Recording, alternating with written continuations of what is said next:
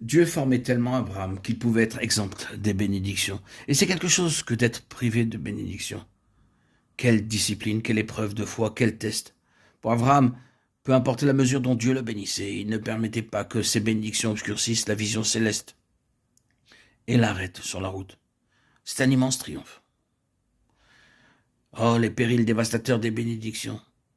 Peut-être pouvez-vous dire que vous ne connaissez pas encore beaucoup ces dangers. Mais Dieu veut que nous soyons forts pour son céleste royaume, forts pour l'élargissement spirituel, forts pour pouvoir être employés puissamment. Et nous ne serons jamais forts si les choses nous soutiennent et prennent le dessus sur Dieu. Jamais forts si les biens sont ennemis du meilleur. Avec Abraham, c'est parfaitement clair qu'il soit dans la prospérité ou dans l'adversité. Ce n'était jamais prétexte à l'arrêter ou à lui laisser croire qu'il était parvenu. Si à aucun moment il avait pu se croire arrivé, tout était très rapidement remis en question. Tout cela sont morts dans la foi, sans avoir reçu, mais ayant vu et salué de loin. Une autre chose à l'égard d'Abraham, c'est qu'il ne permettait jamais aux difficultés apparentes, aussi grandes soient-elles, d'amoindrir sa progression spirituelle, sa marche ascendante. Nous allons y revenir encore dans un moment. Comment tout cela a été perçu par Josué et Caleb?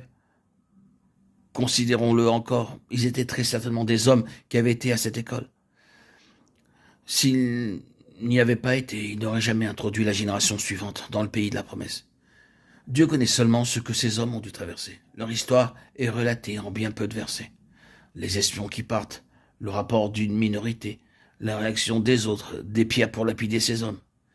Mais vous devez ajouter à cela les longues années, très longues, alors que cette génération tout entière mourait au désert, avec seulement ces deux hommes se maintenant sur le terrain de la vision céleste. C'est une dure école. Ils auraient aisément pu se décourager et renoncer en disant « Allons, c'est une vision utopique ». Mais ils ne l'ont pas fait, car le céleste les avait saisis dans la profondeur de leur être, et les soutenait même dans la plus grande adversité. Et ils étaient passés au travers de tout cela. Ils avaient vaincu le monde. Une fois encore, il y avait eu avec Abraham ce conflit entre le spirituel et le charnel. Non seulement entre le spirituel et le temporel, mais entre le spirituel et le charnel.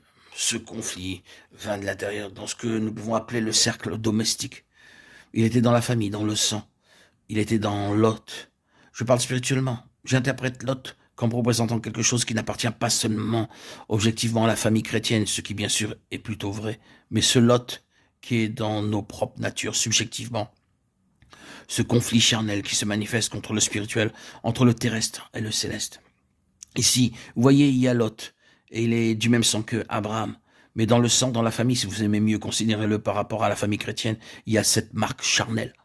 Lot et sa mondanité, sa pensée mondaine, sa vision mondaine, son ambition mondaine, son impatience mondaine. Il n'y a aucune vision céleste dans Lot. Et il est si proche, si étroitement près d'Abraham. Abraham côtoie la menace d'une opposition à sa marche spirituelle. Dans son sang même, c'est là, c'est en nous, et c'est dans la famille chrétienne.